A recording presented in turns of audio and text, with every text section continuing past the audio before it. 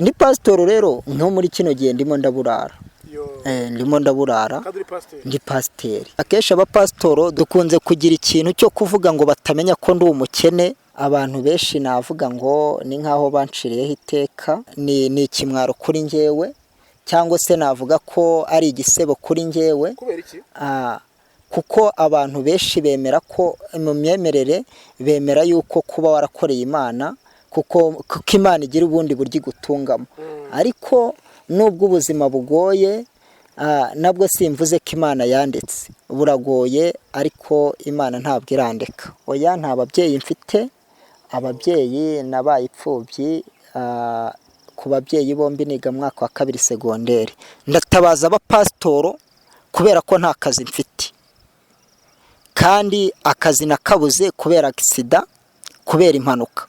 Rero ndatabaza abapasitoro batandukanye bagitwaza, ndasaba abapasitoro batandukanye bose ushobora kureba iyi video akaba yagira icyo yakora, nta nubwo ari abapasitoro gusa. Home Empire. Tubahaye ikaze bakunzi mukunda ibiganiro tubagezaho kuri Home. Uyu munsi nagiye gusura umupasiteri mwakunze cyane nyuma yuko amenyekanye mu buryo bwiza, abanditse ntago ari bwiza ni bubi. Muramuzi, ni pasiteri abenshi mukunda cyane kuko avugisha ukuri, akoresha ukuri. Gusa dusanze ari mu kazi ka buri munsi aho ngo akorera abantu. Twamusuye dusanze yiryamiye yarushye, yafashe agapoza, ariko mbere yaho twasanze yikoreye ubwatsi, ibishogoro, niba ishogoro simbizi, ubona ko rwose agenda asasira imyumbati. Mwabantu mwe umubonye yambaye imyenda y'abapasiteri kugira ngo abeho mu buzima bwiza, mu buzima buryoshye, ariko uburyo abayeho mwabantu mwe biratangaje. Tujye kuganira turebe se pastor bundi nyuma y'akazi, ese ko yakoze impanuka bimeze bite, ese abayehute mu buzima bwa buri munsi, bundi tube twaganira. Reka nze mwegere muri tuganire kugira ngo tumenye byinshi ku buzima bwe abenshi bamwibazaho. Rero nkuko nababwiye, pasiteri musaze mu kazi, musaba ko twaganira, aranyemerera ati nta kibazo, reka nze nicare tuganire. Mu busanzwe abatamuzi, ni pasiteri yarabyigiye ndetse ajya n'itorero, gusa sinzi ibyinshi ku buzima bwe maze kuba mubimenya bigiye bitandukanye mu mwibazaho.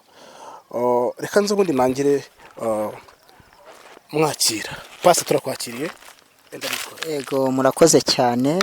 Umeze neza? Yego, meze neza, ndashima Imana, ndamahoro. Pastor, amakuru y'iminsi? Amakuru navuga ko ari meza gake gake. Ngora muri kamera yego. Navuga ko amakuru ari meza gake gake, kubera ko mu busanzwe ubuzima ntabwo buba buhagaze neza cyane uko umuntu abyifuza.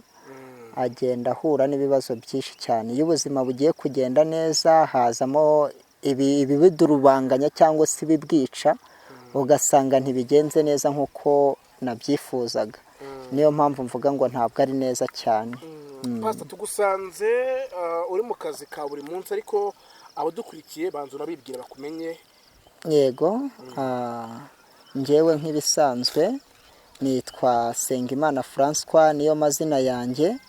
Nkaba ndi revera pasiteri, nkaba ndi umugabo ufite umugore n'abana 3, nkaba nararangije amashuri 6 yisumbuye. Ikindi aho maje kurangiriza nagerageje kujya mu idini cyane, shakishamwo ubuzima, niga ibijyanye na theology na Bibiliya, ngera ku rwego rwo kuba umupasitoro. Muri make uri pasiteri mu buryo bwemewe n'amategeko kandi wanabyigiye. Yego.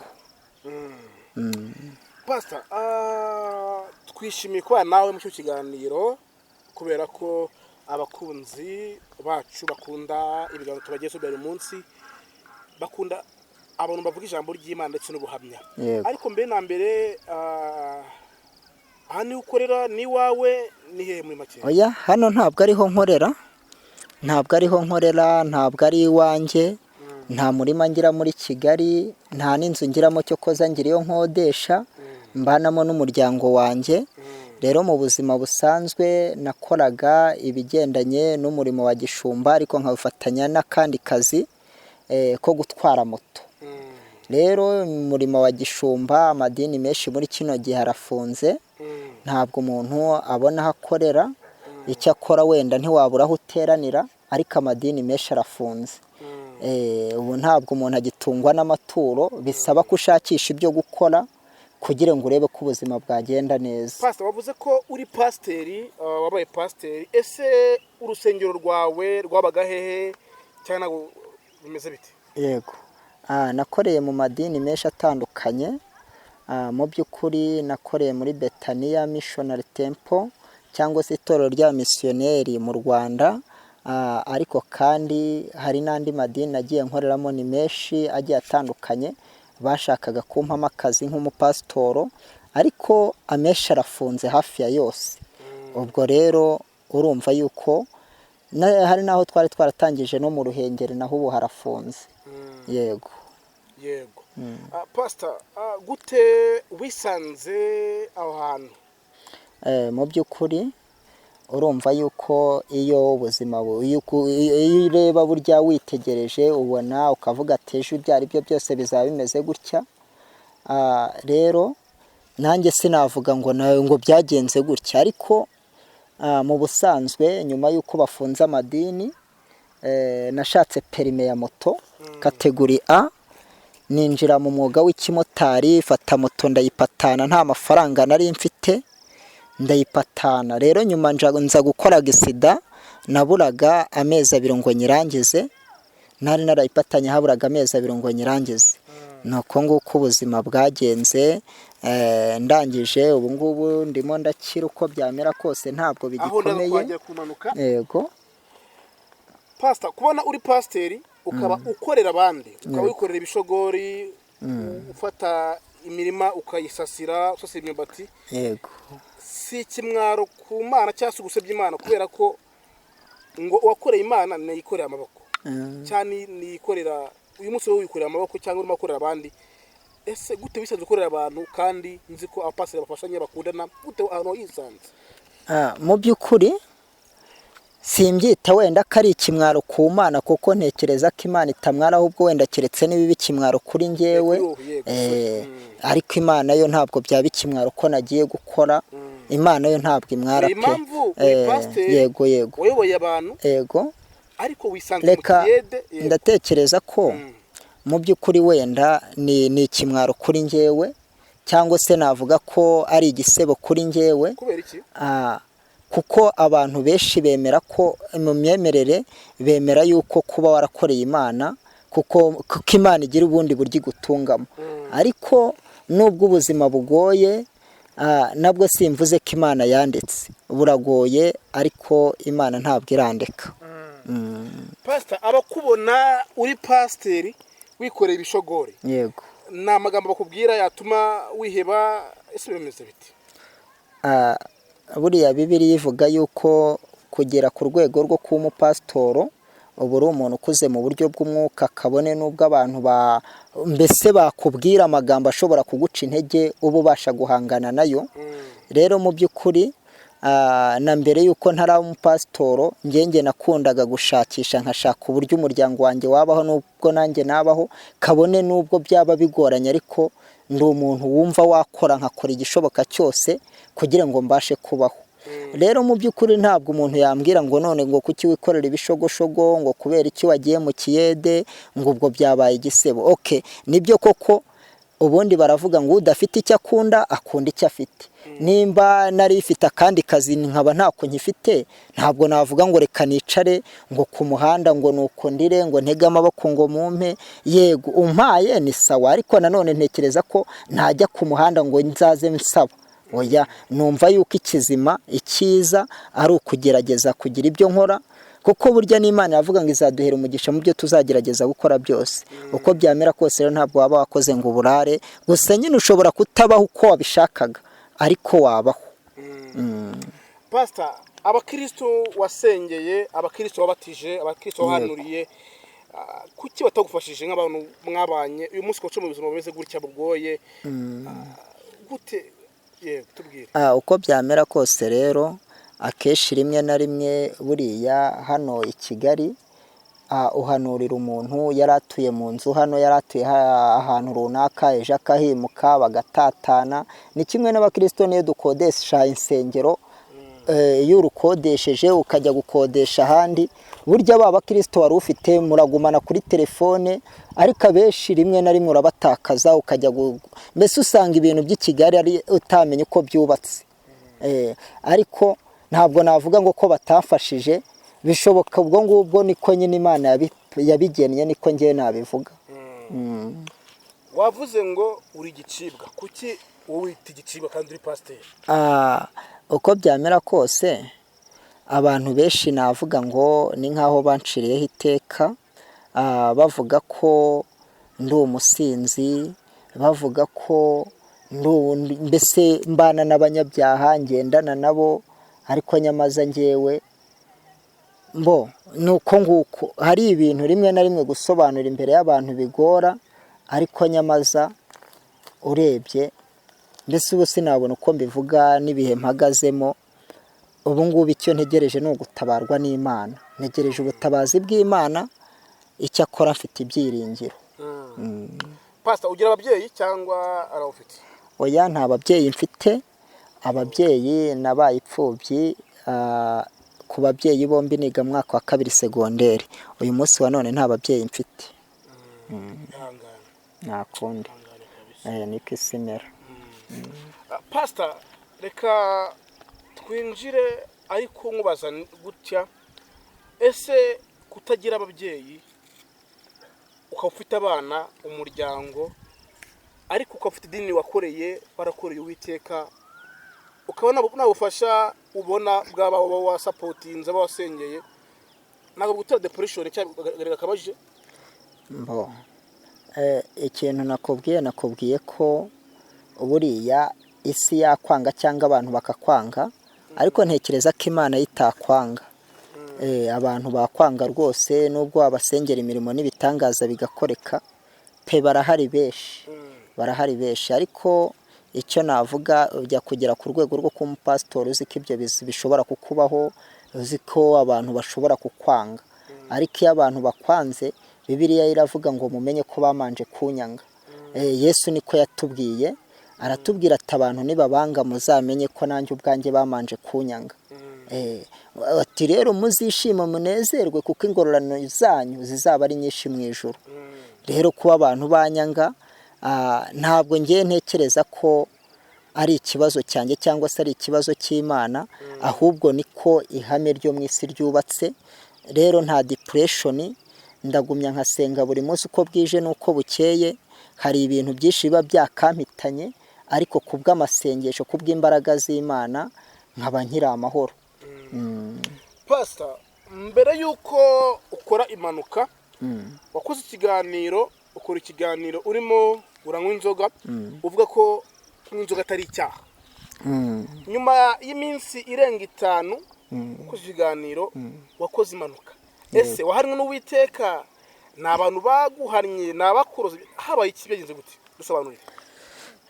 Mu by'ukuri ni ibintu byabayemo impanuka ikomeye, ni ibintu nanjye ubwanjye ntazi uko ntabona uko nsobanura cyane. Icyo akora, icyo mvuga nibyo koko nabwirije, mvuga ko kunywa inzoga atari icyaha, mbwiriza ndi kunywa inzoga. Ariko gusa ngewe icyo navuga, mu by'ukuri dushingiye kuri Bibiliya tugashingira ku byanditswe byera, navuga yuko atari icyaha. Ariko nanone nkahamya ko inzoga ari mbi. Ibyo ngibyo nabihamya ko inzoga ari mbi. Rero mu by'ukuri nakoze impanuka, ntabwo nayikoze nanyweye, ntabwo nakoze impanuka kubera iki? Kubera ko nanyweye inzoga. Oya, nimba ari umugambi w'Imana byo burya kubisobanura ntayerekwa nigeze mbigiraho. Iyo mbigiraho iyerekwa sinari kugenda, sinari kuva mu rugo, nari kwigumira mu rugo. Rero simvuze ngo ni Imana yampannye, kuko cyane cyane ko ibyo navuze cyangwa ibyo nakoze n'abandi babikora nta kidasanzwe nari nakoze. Ubwo rero ntabwo navuga ngo ni Imana yampannye cyangwa ni abantu bandoze. Ntekereza yuko ari ikiba cyashatse kuba, cyangwa se nkaba nanatekereza ko ari umugambi wa Satani wenda ahubwo bishobora kuba byakubitiraho wenda kuba nari maze iminsi mvuga ko kunywa inzoga atari icyaha, abantu bo bakavuga ko ari Imana wenda yaba yarampannye, ariko nanone nabyo byashoboka cyangwa se simbizi, ariko njye ndahamya ko atari Imana, kuko nk'impanuka nakoze y'Imana itanandengera nashoboraga no gupfa. Nashoboraga gupfa, yari impanuka ikomeye. duyo image impanuka yabaye gute byageze gute? Uburyo impanuka yabaye, moto yabuze feri, ibura feri, nturuka hari ahantu habi rwose hamanuka, moto ibuze feri, mbura uko nahagarara, ndagenda nkubita ahantu muri borudire ngwamo, moto irandyamira, akaguru kazaho ibisebe, urutoki ruvunika igufwa, n'umugenzi twari turi kumwe nawe ifite n'umugenzi arakomereka cyane, ariko Imana iraturinda. Impanuka yo yari iteye ubwoba, rimwe na rimwe baravuga ngo ukize inkuba arayiganira, wenda keretse uwayibonye. Noneho wumva yuko abantu barambwiye ngo Imana irabarinze, ubundi abakoze impanuka ahantu barapfa. Hari n'umumotari ngo wari umaze iminsi ahapfiriye. Rero urumva yuko Imana yarahabaye, ndayishimiye. Ukora impanuka baba followers bawe babakunze bakurikiraga, feedback zabo zari zihe? Nta kiganiro nigeze nkora cyane nyuma yaho yo gukora impanuka, nta biganiro byinshi nakoze bivuga ku mpanuka nakoze, kuko hafashe igihe cyo kwivuza no kuba kwa muganga igihe kinini. Ni nkaho abenshi bashobora kuba batanazi ko nakoze impanuka, kuko nta biganiro byinshi, ndumva nta biganiro nakoze biri deeply bisobanura ko nakoze impanuka. Aba followers banjye bashobora kuba batabizi, ariko nakoze impanuka pe, nakoze impanuka, nuko nguko byagenze nuko. Yego, ndavuga bamwe inshuti zawe za hafi, bamwe umuryango wawe, ibyo bakubwiye se hajemo ibiguhungabanya, ese nagucuje ibyo waba warakoze mu kiganiro bimeze biti? Mu by'ukuri rero, mu by'ukuri icyo navuga, inshuti za hafi zamenye ko nakoze impanuka, hari abansuye, madamu arampumuriza, bana umuryango umba hafi. Mu by'ukuri inshuti za hafi zaransuye kandi zikananganiriza, zikambwira ati Imana yahabaye. Ubwo rero ndakeka ko aho ngaho rwose nta kibazo, feedback y'inshuti za hafi aho hafi muri quartier nta kibazo pe, nta kibazo. Ndibuka haro nabibwiye, arambwira ngo ni za nzoga ze wabona yari yasinze. Abantu rero bafata ibintu uko babyumva, pe. Inzoga navuga ko ngeze ku rwego wenda iyo nkabonye mba numva ari byiza, ariko nanone si ikintu nubakiraho nk'umuntu ufite umuryango. So umuntu uvuga ngo ntanyweye inzoga sinasinzira, oya, ntabwo byambuza gusinzira, ntabwo byatuma mpangayika ngo ntabwo nabonye inzoga, oya. Inzoga rero ntabwo ari ikintu nubakiraho. Gusa icyo koza cyo navuga ngo rimwe na rimwe hari n'igihe wenda tunahura n'inshuti mbi, nubwo atari icyaha, ariko inzoga ntabwo ari nziza.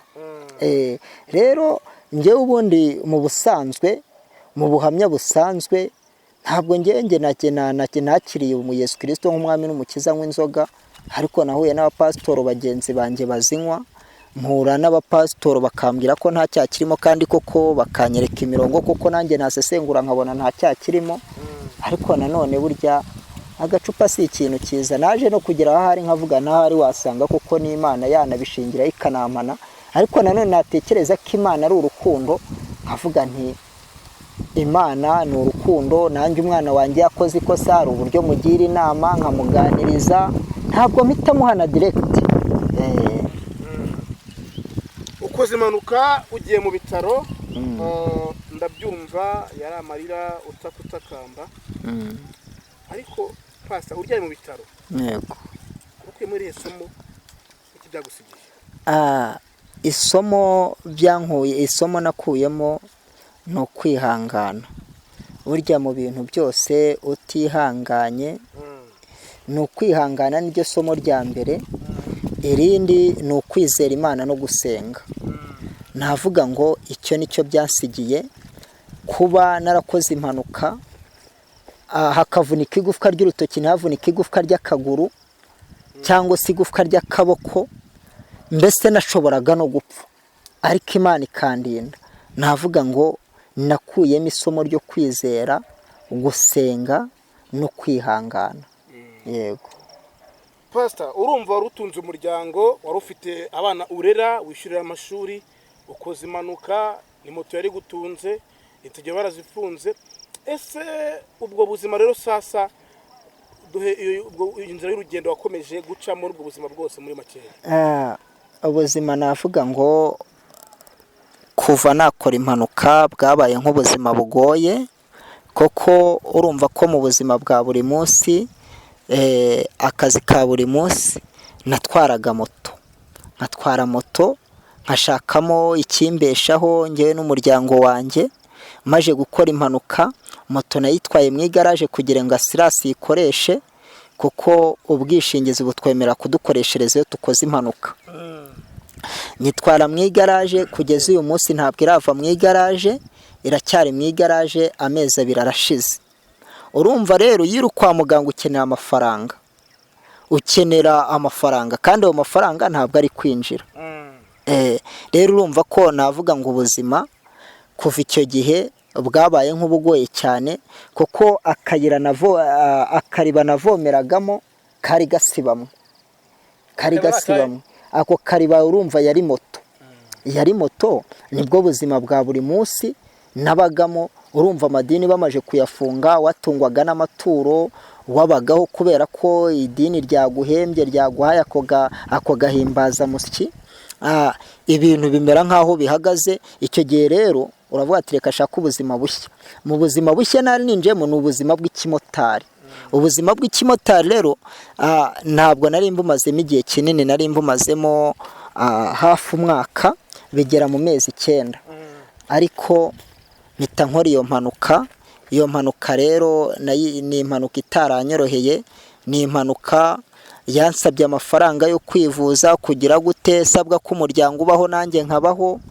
Nuko ubu rero aho maje koroherwa, ndimo ndagerageje gushakisha uko nagumya kugira ngo uyu munsi buke ejo buke. Nuko n'ubuzima nyine bumeze nk'ubugoye, ariko nzi neza ko haba Imana haba inshuti, ndakeka wenda bizageraho bikarangira. Pastor, urumva ufite abana, ufite umugore, bakimenya yuko sasa rero wari ubatunze yakoze impanuka mu muryango, bimeze gute? Biba bimeze nk'ibigoye nyine. Rimwe na rimwe ushobora no kutabyumva, kubona umuntu wawe akoze impanuka kandi uzi ko hari ibyo yakoraga, hari ibyo yagufashaga, uzi ko nta wundi uzabikora. Ibyo ngibyo biragoye nyine, ariko nanone ni ibintu utagira icyo ukoraho. Ni ibintu nyine kubisobanura, ibyo byasobanurwa na nyir'ubwite gusa, cyangwa bigasobanurwa n'umuryango gusa, ariko nyine urumva ko ari ibintu bigoye ubwabyo. Pastor, uri mu iyo situwasiyo wifuje kwiba? Mu by'ukuri ahubwo hari ibintu natekereje. Mu bintu natekereje buriya, kuko ngenge mu buzima busanzwe mba numva ntabasha no kwibana, imbaraga zanjye mba numva ari nkeya, urumva. Ariko natekereje ibintu, ndavuga nti mu by'ukuri hari abapasitoro bakoraga amanyanga bakabaho, urumva, bakabaho. Wenda hari nanjye yo nza kuba narayakoze mbere, nkitwaza iryo zina, nkitwaza ubuhanuzi, nkitwaza abo nasengeraga bakabyara, nkitwaza abo nahonuraga bagasubizwa. Anari wenda nari no n'iki cyo gufunga amadini cyangwa igihe cy'impanuka nari kuba hari narizigamye, urumva. Naravuza ntahari nakoresheje umwanya wanjye nabi, umwanya nari ifite iyo nza kuwukoresha neza, wenda byari gusanga hari ibintu namaje kubaka.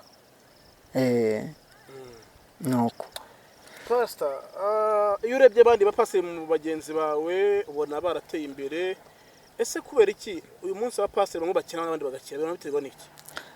Ubundi nicyo kintu nari maje kuvuga ngo gukoresha umwanya wawe nabi cyangwa neza.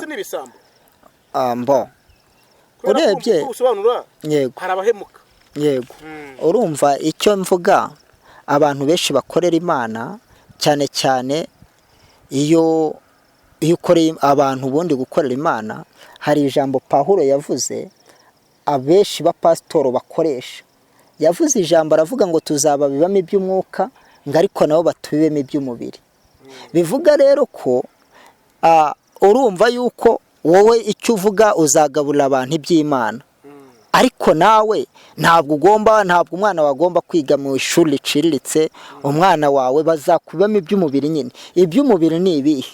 Ni inzu, ni imodoka, ni ibyo kurya nyine, ugatangiza amabizinesi. Ibyo ni byo by'umubiri, kuko iby'umwuka byo ni iby'umwuka nyine. Ntabwo mu mubiri urabikeneye, ariko iby'umwuka nyine ni ibyo ngibyo byo gusenga, guhanura, kubaho nyine mu buryo bw'umwuka. Ariko mu buryo bw'umubiri ukenera kurya, ugakenera kunywa, ugakenera kwambara, ugakenera gutembera n'ibindi byinshi. Rero abapasitoro benshi bakoreshaga iryo jambo, akaza akakubwira ngo tuzakubibamo iby'umwuka. Sinzi nimba warakunze gusenga cyane, hari n'umupasitoro wabwiraga akakubwira ati njyewe urampata iki? Yaba ari na hano i Kigali akakubwira rwose ko adatuye i Kigali, kandi wowe uri i Kigali ukeneye ko agusengera. Akakubwira ati yewe ati rero nagiye mu ntara ndimo ndasengera y'abantu, kandi nzagaruka wenda mu byumweru 2 bigiye kuza, atari kumpaye nk'ibihumbi nka 30 cyangwa 15 naza nkakugeraho. Ibaze nawe ahantu wenda ari bikoresha moto wenda y'igihumbi cyangwa ya 2, wagahita akubwira gutyo. Iyo uyafite warayamuhaga. Njye rero ibyo ni ibintu ntigeze nkora mu buzima bwanjye. Muri make wanze guhemuka mu idini birangira wabaye umukene cyangwa umutindi? Yego. Umera ko uri umutindi? None se ndi umukene rwose, ndi umukene. Umupasiteri? Yego, ndi umukene w'umupasitoro. Pasiteri angana. Ubu se wenda basi kurya ubona ibyo kurya biraboneka bigenda gute? Ibyo kurya biraboneka, ariko bikaboneka mu buryo bugoranye. Rimwe na rimwe ukaba wanabibura. Biba bigoranye, ariko hari igihe biboneka. Kuko urumva nk'ubu ngubu ubwo ntari no gukora, navuga ngo biba bigoye nyine tu. Yego. Pastor, kuki utatabaje apasiteri bagenzi bawe bafite amadini akomeye cyane nk'abagitwaza, barugagi ndetse n'abandi bose batandukanye? Yego. Akenshi rero, akenshi abapasitoro dukunda kwihagararaho, dukunze kugira n'ikintu cyo kwihagararaho. Urumva dukunze kugira ikintu cyo kuvuga ngo batamenya ko ndi umukene.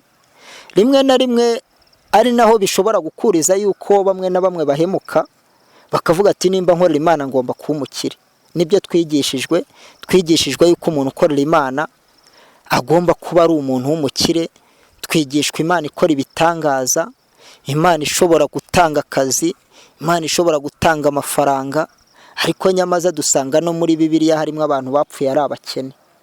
Kandi Yesu ubwe yavuze ko azarinda agaruka abakene ngo abakene muzabana n'abiteka. Urumva rero rimwe na rimwe abapasitoro tukihagararaho, tugatinya gutabaza. Ariko gusa buriya uwakumva iki kiganiro, njyewe ndumva navuga ngo ufite ubufasha, abapasitoro, abakirisito babandi bakunda Imana rwose bagira icyo bakora. Bagira icyo bakora. Abapasitoro benshi barampamagaye bambwira ngo pasitoro wabwirije unywa inzoga, pasitoro wakoze amabara, pasitoro wakoze amahano, ariko nta wansuye nkoraga isida.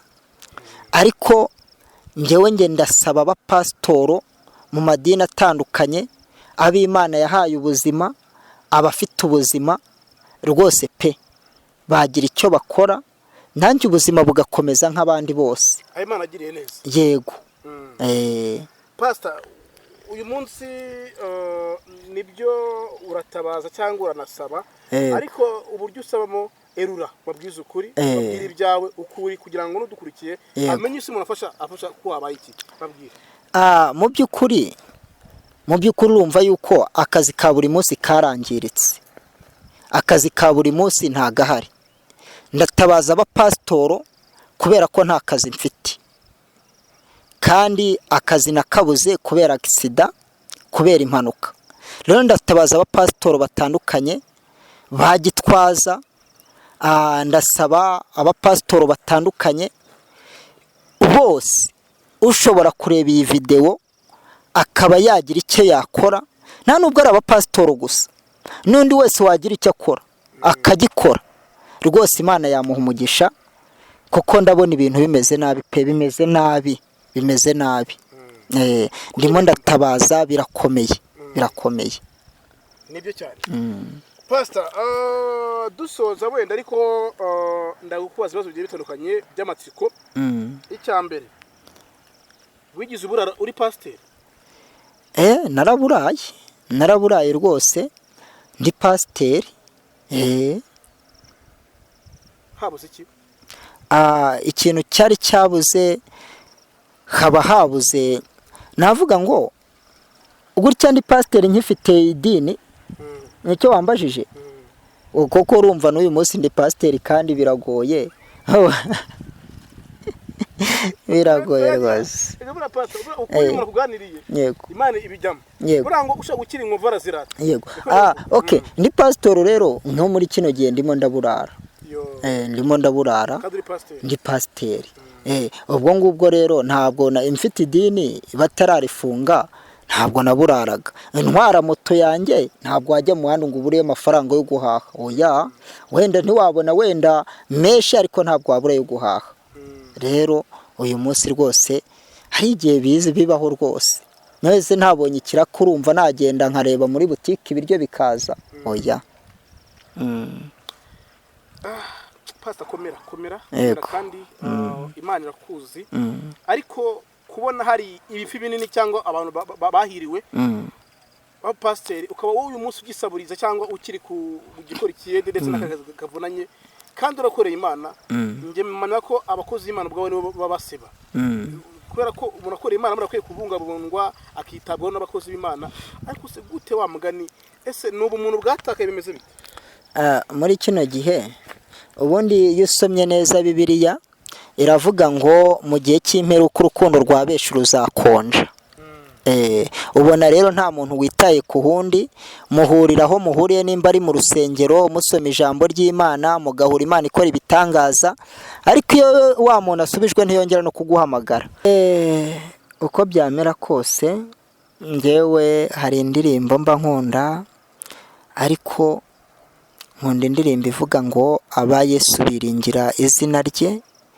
Rero ndacyafite ibyiringiro nubwo mbona ibintu bimeze nabi. Yego.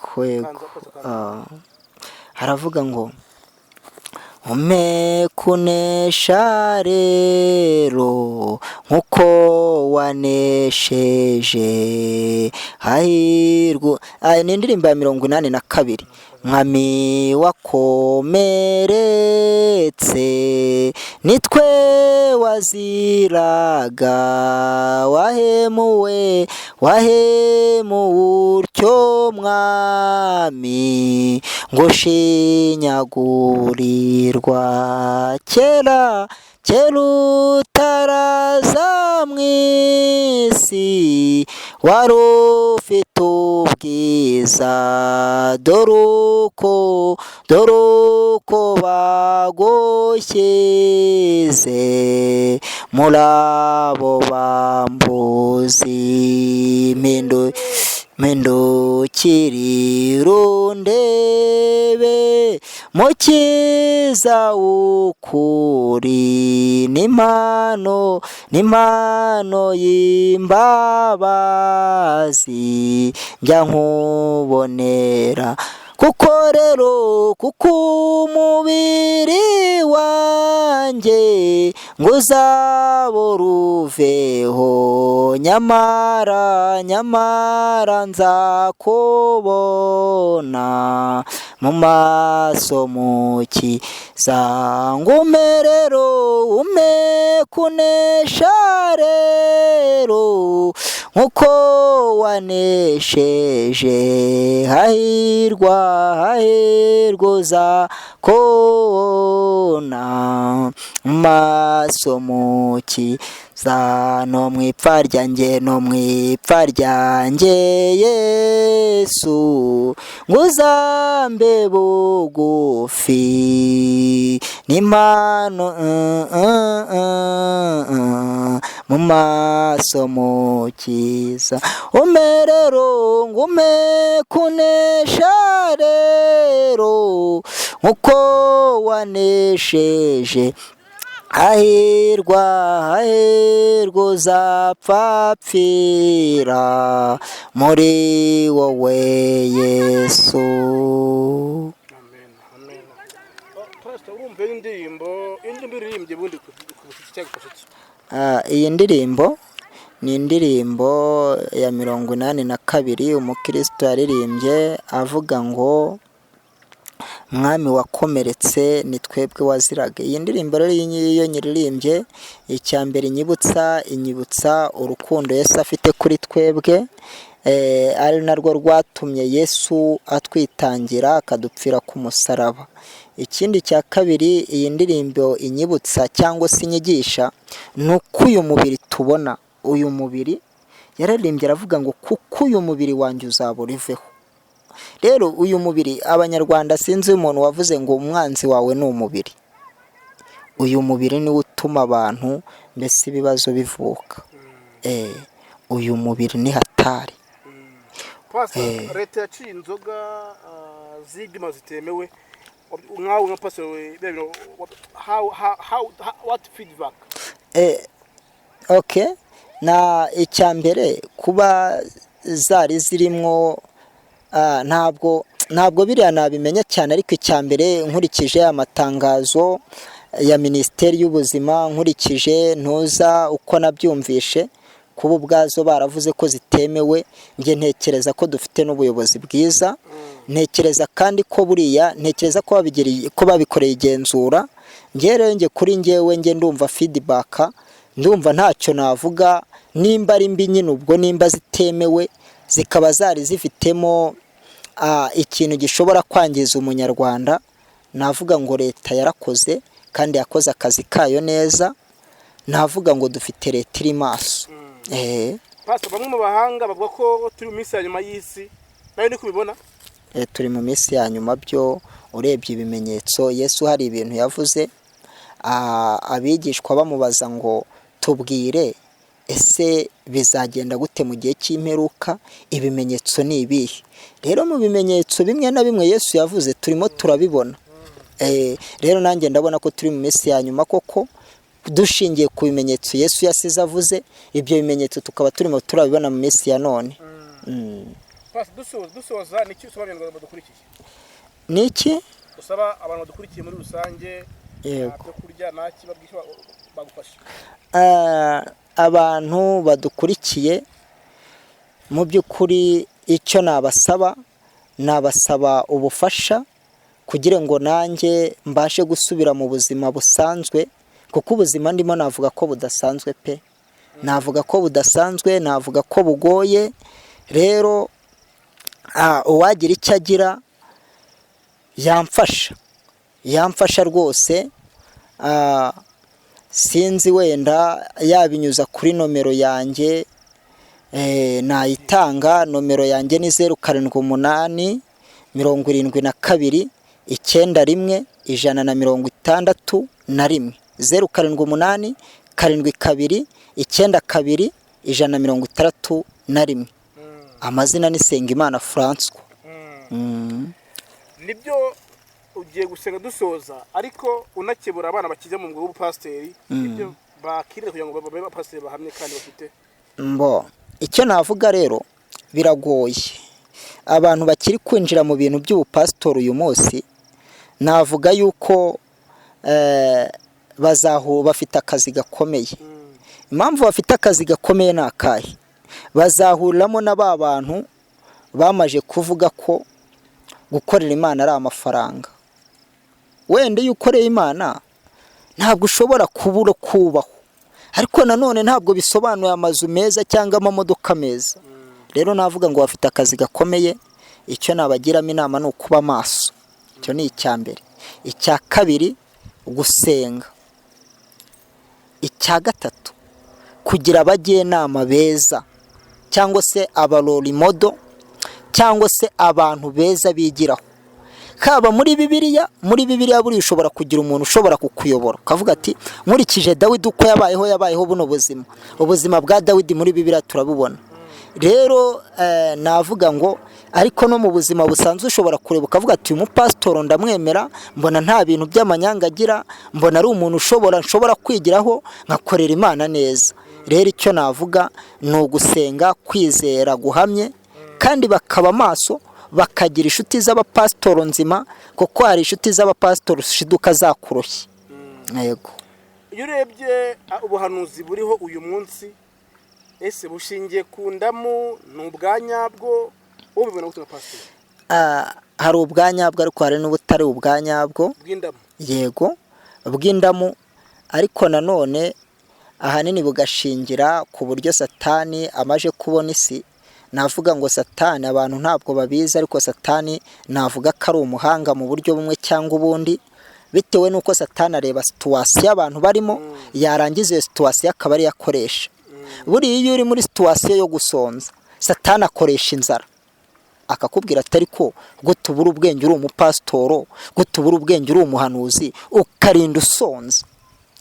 Akaba rero we ahita akoresha iyo situwasiyo, ariko akanakoresha rya zina rya gihanuzi cyangwa rya gipasitoro, akakwereka ati abandi bapasitoro banyura hano bakaba abantu bakize, akakwereka ati abandi bahanuzi, akaguha n'ingero, kwereka ati umuhanuzi runaka ntafite imodoka nziza, umupasitoro runaka ntafite imodoka nziza, kandi kuko ukabona nibyo. Akakwereka inzira banyuzemo, akakumenera amabanga yiwe ya gisatani. Nawe rero iyo utabaye maso ushobora kuyinyuramo, ariko rimwe na rimwe ndagira ngo mvuge ngo inzira wanyuramo ntabwo ari yo runaka yanyuramo, bose ntabwo zabahira kimwe. Izo nzira ushobora kuba uri umunyamakuru, ariko nyamaze ntuhirwe nk'undi munyamakuru. Inzira rero umunyamakuru runaka yanyuzemo agahirwa, ushobora kwinyuramo ntuhirwa, ahubwo ukaba wanayigwamo. Murumva? Rero Satani ibyo bintu arabikoresha. Pastor, bikunda ko umuntu yarwanya Satani akamutsinda? Yarwanya Satani akamutsinda? Birakunda gute? Uko byamera kose, ubundi Satani kumurwanya ukamutsinda biragoye, ariko biranashoboka. Ariko nanone Bibiliya iravuga ngo ntabwo turageraho Satani atarasa imyambi. Bivuga ko aho uri hose imyambi ya Satani ashobora kuyikurasa. Icyo akoze ashobora kuyikurasa ntupfe, ariko iragukomeretsa. Ari umuntu twigeze kuganira, musobanura kuri Satani, ndamubwira ntubundi Satani ameze nk'abasirikari b'inyeshyamba. Ubundi umusirikare utemewe n'igihugu w'inyeshyamba, abasirikari bemewe n'igihugu baba bahiga inyeshyamba, sibyo? Kandi abasirikari b'igihugu bafite imbaraga ziruta iz'inyeshyamba.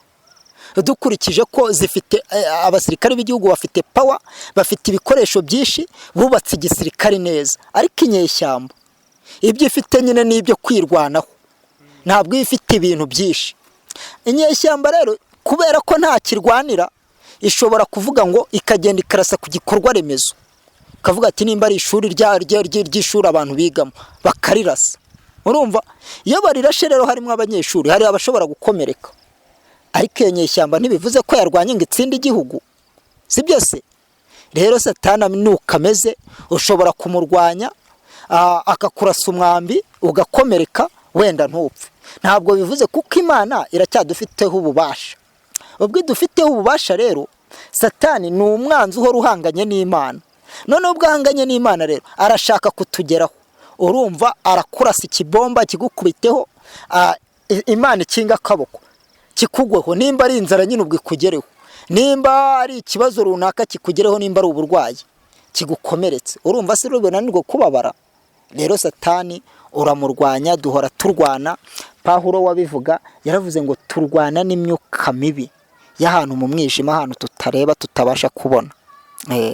Dusoza, ugiye gusenga, dusoza batwisoreza. Reka dusenga Imana. Mana Data wa twese, mu izina ry'Umwami wacu Yesu, turagushimye cyane kandi turaguhimbaje. Tugushimiye ko uri umwami w'abami, tugushimiye ko uri Imana itagira uko ibigenza, kandi turagushimye wabanye natwe muri kino kiganiro. Izina ryawe nirihabwe icyubahiro. Mwami Yesu Kristo, ndagushimye, nkushimiye igihe cyose gitambutse uri kumwe nanjye. Warinze bene data, warinze abantu hirya no hino. Mana, ndagushimiye uyu mwanya. Wakoze data wa twese, wakoze, watugiriye neza. Ndasengera umuryango wanjye, ndasengera bene data hirya no hino, ndasengera urubyiruko, ndasengera abakristo, ndasengera abasore n'inkumi. Buri umwe wese ndamusengeye kugira ngo bakugubwa neza. Nubarengere, nubatabare Nyiringabo, nubagirire neza. Urakoze, ndagushimiye. Byose mbisabye mbyizeye mu izina ry'Umwami wacu Yesu, amen.